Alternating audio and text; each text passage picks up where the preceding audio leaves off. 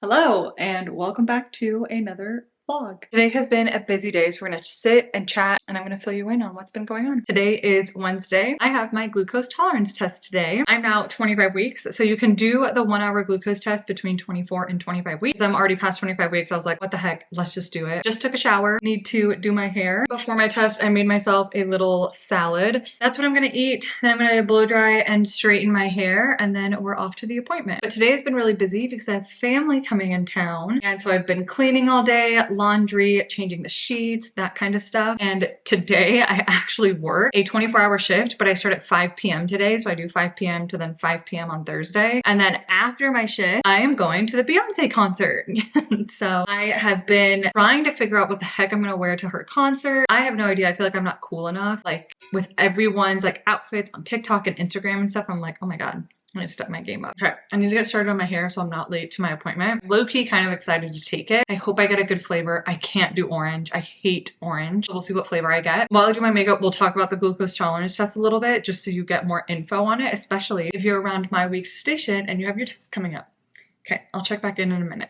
I'm with my hair. Now let's do some quick makeup because I have to be out of here in about 10 minutes. But I want to talk about gestational diabetes and the screening for gestational diabetes because over on Instagram, I've been sharing today, like on taking the test, what I want to eat beforehand, kind of asking you all questions about the glucose test. And it seems like a lot of people think you have to be fasting for the 1 hour glucose test, and you actually don't. So here in the United States, we do the 2-part test. And again, other countries may do something different, but in the United States, we do a 2-part test. Between weeks 24 and 28 of pregnancy, it's recommended for all pregnant women to do the gestational diabetes screening. That is where you go to your OBGYN or your midwife or your provider's office, and they give you a glucola drink. It is a 50-gram loading dose. And so you drink it, it's usually really sweet. There's lots of sugar in it, different flavors, orange, fruit punch, lemon, lime, grape. Typically you get to choose, or maybe your office only has one flavor. So you drink the glucola drink, and then after an hour of having had the drink, they draw your blood. And then typically we get the results in like 1 to 3 days. So this is a screening test. It's not diagnostic, but if you pass this test, you do not have gestational diabetes. Now, what we're looking for in your blood is the blood glucose level, and every office uses a different criteria of the cutoff. A lot of the times it depends on the patient population that you work under, because some patient populations you might see more incidence of gestational diabetes than others. The range that ACOG, or the American College of OBGYNs, recommends is anywhere from 130 to 140. So if you score less than that, you do not have gestational diabetes. But say you score like 150 or 175, then we're like, maybe this person has gestational diabetes. So we do a confirmatory or a diagnostic test, which is the 3-hour glucose tolerance test. Then you would go back to your OBGYN's office or your provider's office. And this time you get another little glucola drink, you drink it, but we're going to be checking your blood glucose at 3-hour mark. Essentially, we do a fasting, so right when you check in, and then at 1, 2, and 3 hours, you'll have 4 separate blood draws. Now, depending on the values of those 4 results is going to determine whether or not you have gestational diabetes. 2 or more of those, if they're abnormal, then you meet diagnosis for gestational diabetes. Now, the most common question I got over on Instagram is, do you have to be fasting for your 1 hour? And you don't.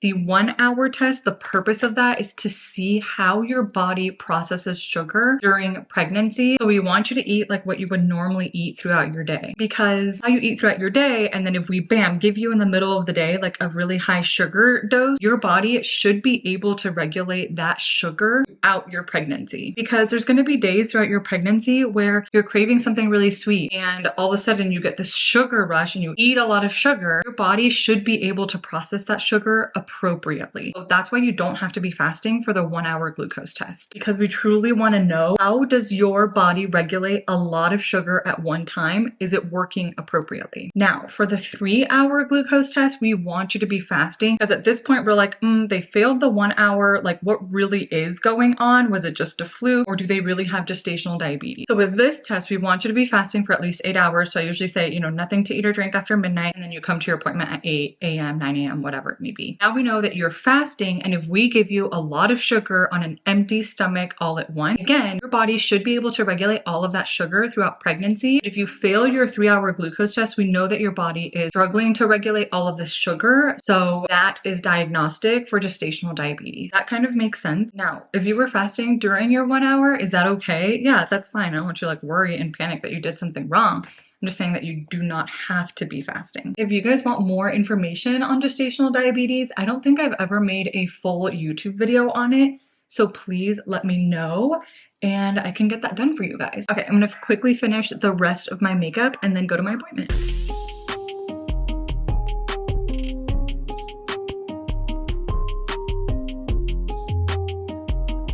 I'm all done with my glucose test. I still feel weird filming in public. And also I used to work in a doctor's office and we had like a no filming policy. So I'm just trying to be respectful because there's obviously other patients in there and like, I don't need to be doing that. I got the orange flavor. I took a picture of it, so I'll put it up here. The one flavor I didn't want was orange, but it is what it is. It really wasn't that bad. The only other time I took or drank the orange one was in residency and it was warm, like it wasn't cold. So I think that made it worse, but this one was really cold and it was actually really good. So I should get results in a couple days. While I was there, I was just on my phone. I chatted with my doctor and I ordered a bunch of other belly oils and belly creams to try. I love the L'Occitane one that I'm using right now, but why not try other ones? Because I'm pregnant, so might as well. All right, I'm gonna drive home. I need to make the guest bedroom bed and then I'm gonna hang out with family. Hello, welcome back to a vlog. I think last time I actually talked to you all, I had just gotten done with my 1 hour glucose test. I was meeting my family for lunch and then everything just got crazy. I had family coming in town. We're gonna need some coffee for this one. So I had family in town. I worked a 24-hour shift. I went to the Beyonce concert and then the next day, early in the morning, I was leaving for Seattle for Corey and I's anniversary trip. I did take some footage, so I'll insert clips here. I think it was a surprise. Ready to go?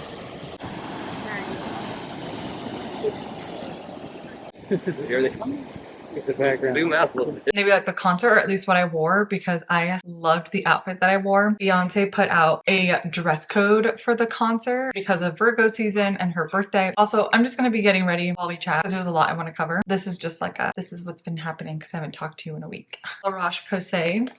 Anyway, Corey and I went to Seattle. His brother lives there. We did some hiking. We did some sightseeing. A really, really delicious anniversary dinner. I don't even think I took pictures or footage or anything like that of the actual dinner, but it was one of the best meals I've ever had. I had the halibut and it was incredible. Sorry, the mirror is behind you, so I'm gonna be looking at that. Make sure you put enough sunscreen on always, especially living in Arizona. So while we were in Seattle, we unfortunately got the news that Corey's grandfather had passed away. As soon as we got that news, we started looking at flights because Corey's from Oklahoma. But we found flights. We could make it to the funeral and the memorial service and everything like that. So then we land in Phoenix from Seattle, have literally a day to like unpack, do laundry, repack, and then we flew out the next day to Oklahoma City and then drove about 2 hours to his hometown, and then his grandfather was an hour from that town. So it was just kind of a lot of moving pieces, rental cars, all that stuff. But I'm so happy that we got to go, that we got to be there, that we got to spend some time with family. Obviously sad, but also it was really cool to like hear them talk about the memories. I didn't get to know his grandpa Lucky that much, especially quote unquote, like they said, when he was in his prime, when Corey was a kid, and how much he loved all of the grandkids and stuff like that. So it was really cool to see pictures and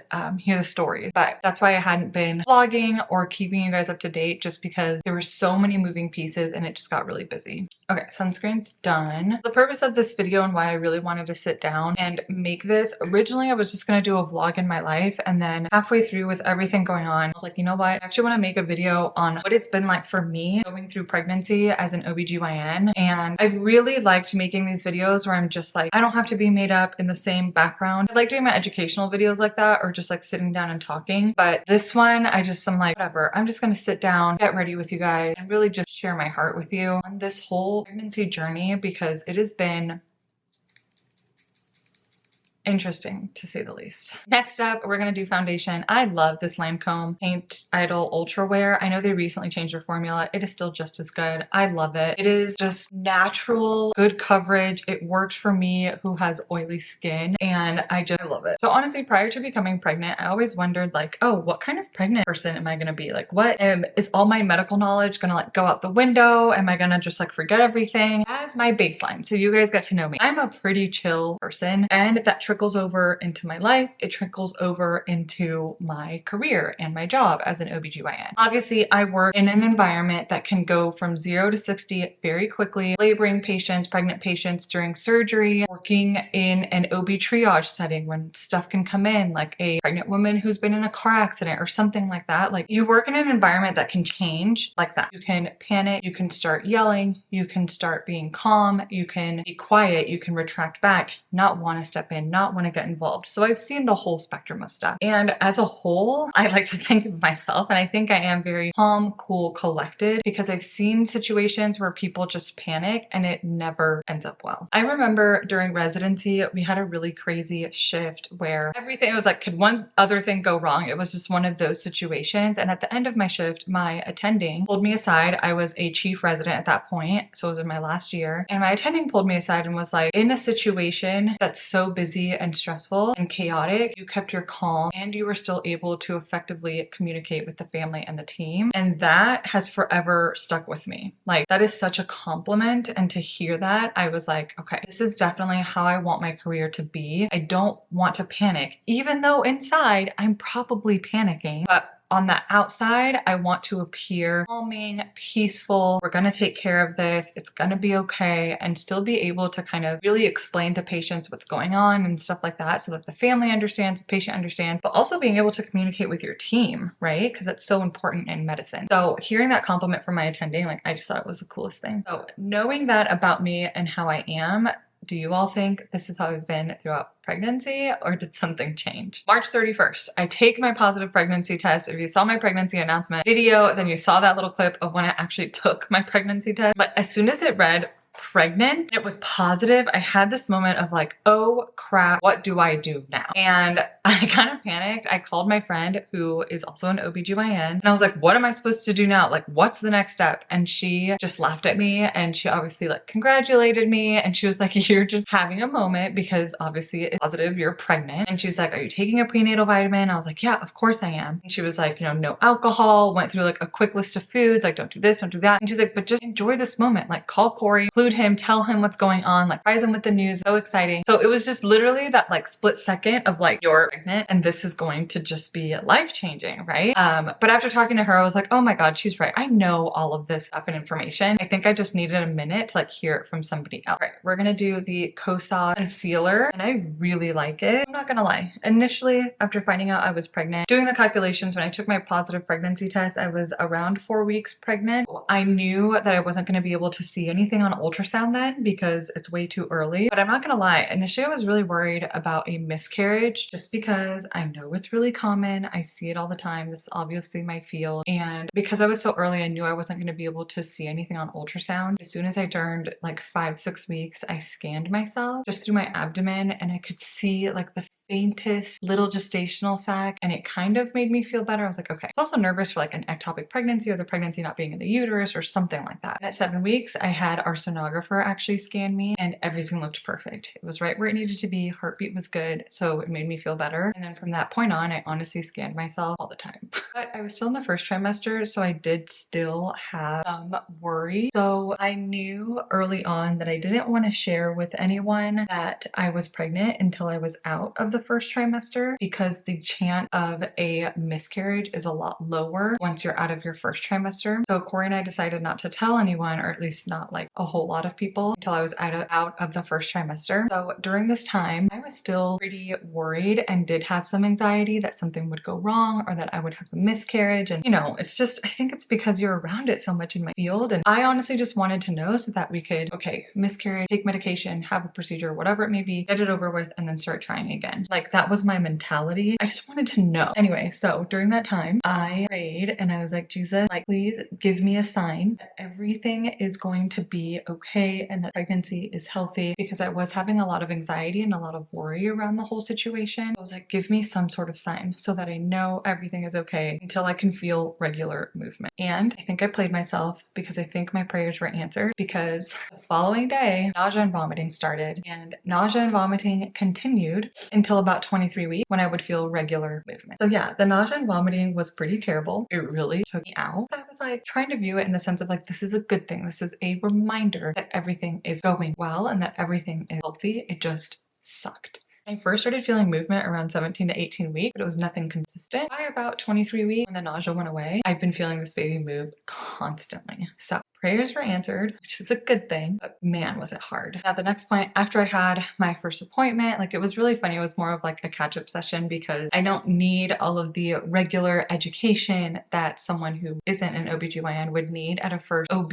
appointment or first prenatal visit. So it was just getting to the office, the staff, obviously catching up with my doctor. All right, we're gonna go in with setting powder. This is by Laura Mercier, which I've been using for years. Anyway, then Corey and I had decided to do genetic testing. Again, I just wanted to know, make sure that everything was healthy, or that if it wasn't healthy, we would be prepared and be able to have discussions on what we wanted to do depending on what was found on genetic testing. So luckily, all of that came back. Everything was healthy. We found out what we were having. We did not do an extravagant gender reveal or anything like that. Unpopular opinion. I don't really like gender reveals. Don't get angry. So with our gender reveal, I just had my best friend get us a nothing bundt cake where they put a little rattle in the middle of it and you like pull the rattle out and it says boy or girl. And I just did it with Corey and I, and then we FaceTimed our families. So yeah, that was it. It was beautiful and I loved it. So once I knew that the genetic testing was normal, that everything was in the right place, the baby was growing, everything was healthy, and my lab work was normal, I did have a sense of like peace and relief and stuff like that. Honestly, pregnancy standpoint wise, I have been pretty calm, cool, and collected, which has been nice. None of that has really changed, but I do want to take a minute to actually talk about, and this is going to be hard to talk about, but about how pregnancy has affected my mental health. And it's not having to do with like necessarily worrying about the pregnancy. It's more of how like it's affected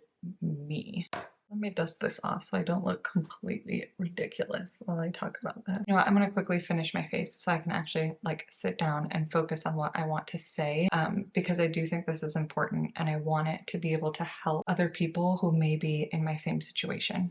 Face is done. I'm gonna do my hair and I'll come back and we'll talk about some serious stuff. Okay. I just got dressed and I ordered some stuff from Free People. I'll need to share it later, but I tried on this dress. Obviously, I'm not gonna wear it with this bra, but I'll show you the full dress in a minute, but I think it's really cute. But I wanted to sit and chat about my feelings of pregnancy and how it's affected me mentally and emotionally. This is crooked. I think that's a little bit more straight on, but we'll see. I have kind of shared a little bit on a TikTok I made about how pregnancy has affected me mentally, and I think it's wild because sometimes saying these things out loud makes me sound ungrateful and unhappy and like I'm not excited and so terrible. But also I've been talking a lot to Corey about this and other friends who are OBGYNs who have been through pregnancy who have felt similar to how I'm feeling, or just friends in general. And I'm gonna be completely honest, I don't think I've loved being pregnant. It is what it is. I think it took a lot out of me to come to the point where I feel comfortable saying that, but it is hard. That's not to say I'm like not excited. Like I wanted this. I can't wait to meet this baby. I love my bump. I think it's so cute. I love to see my body changing. I think it's absolutely amazing. Like, yeah, it's uncomfortable and stuff like that, but like it's the coolest thing. Feeling the movement is the coolest thing. Like truly, I am so excited. But as a whole, I just do not feel like myself, and it is driving me crazy. I think from the first trimester, just the extreme fatigue and nausea and vomiting that I had for so long just messes with you. Like prior to being pregnant, like full-time job as an OBGYN, full-time content creator on social media, I would come home from work and make TikTok, you know, Instagram, make reels, make blog posts, like share like what I was liking in fashion and makeup, and like it was like I was doing 2 full-time jobs. I still am, but since becoming pregnant, and I did not have the energy. I was so fatigued and so tired that then I would come home from work and sleep or nap, or I'd sleep in till like 10 in the morning, which was like unheard of. And the feeling of guilt and laziness really messed me up. I was just feeling so incredibly lazy and worthless because I wasn't functioning at the level that I was before. Like I would just come home and lay on the couch and either scroll on my phone or literally just not do anything. And that was really difficult. I stopped working out. Before I would go to the gym 3 to 4 times a week or have like a set routine, and that was out the door. Like I did not work out. I think I worked out twice in my first trimester. It leads you in this spiral of like all you're doing is your full-time job as an OBGYN. Like my negative self thought was ramped up, and so it was like on steroids. Like I wasn't functioning as before, and that really messed me up. And I have a very supportive husband and a very supportive family and friends that were telling me like, hey, like it's okay, like this is not your fault, you're not lazy, it's, you know, you're tired, you're growing a human. I'd hear that all the time, like show yourself some grace, like you're growing a human, you're going through all of these changes, your hormones are going up. And while I know that, I understand that, this is my field, it like, yeah, but I see other people doing it. Yeah, but social media, I see so and so is still doing her full like workout routine and she's eating healthy and blah blah blah. And like this is where social media also becomes dangerous and like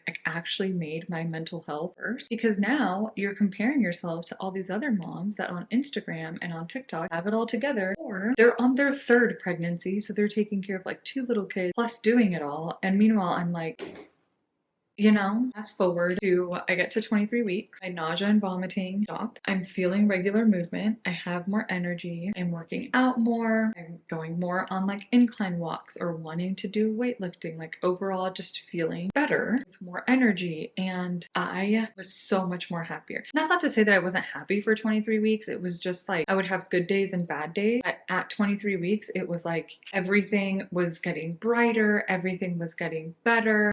I felt more motivated. I wanted to make more content. I was just like on a roll with things. And then at the beginning of the video, you guys saw, I did my 1-hour glucose test, which I enjoyed. I didn't think it was bad. And like in my mind, I was like, I'm not gonna have gestational diabetes. Like I'm gonna pass this test. I'm young, I'm healthy, blah, blah, blah. And while we were in Seattle, I got the result and I failed my 1-hour glucose test. And that doesn't mean, I know I don't have the diagnosis of gestational diabetes. I still have to do the 3-hour glucose test, but that threw me again into this like depression and negative thought. And it was just, I was in such a dark place for like 48 hours. It was not good.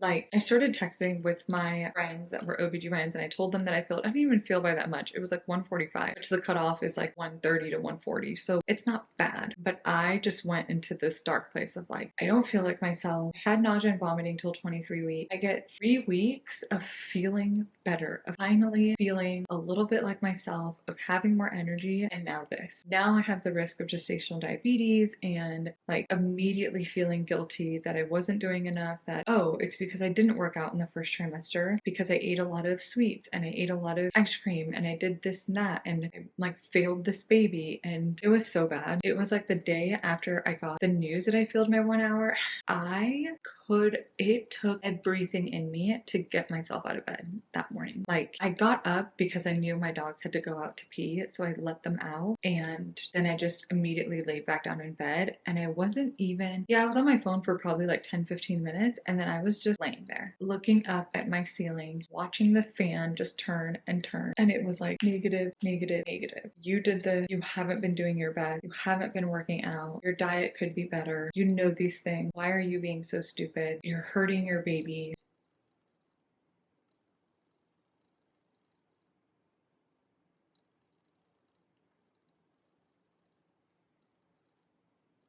it was just a lot. When I say it out loud, that probably sounds so dumb, but like that's just where I went. Like I don't know. I can't explain it further than that. Then like that's where my mentality went. And eventually later that afternoon, I got myself out of bed. I was like, I need to eat something. I need to fuel my body. And I'm going to get up, go to the gym and just do an incline walk, because I do know that in the past and always moving my body and working out has always helped my mental health and get a little bit more clear. And so I did that, and I just did like 25 minutes on the treadmill at like a slight incline, and I felt better. I had a little bit more energy. I wasn't having this self-pity party anymore, but I wouldn't say I was like 100% better. I said, you know, I need to turn around when I'm thinking about this, and I need it to be more of a wake-up call, and like a, I don't know, wake-up call is the right word, just like a, it's okay, this is not your fault, which is what I tell my patients, right? Like a lot of gestational diabetes, like yeah, there's risk factors, but over 50% of women that got gestational diabetes don't have risk factors. Do I have risk factors? Yes, I do. Yes, I said I'm young. I am young. I'm 34, but by the time I deliver, I'll be 35, which puts me at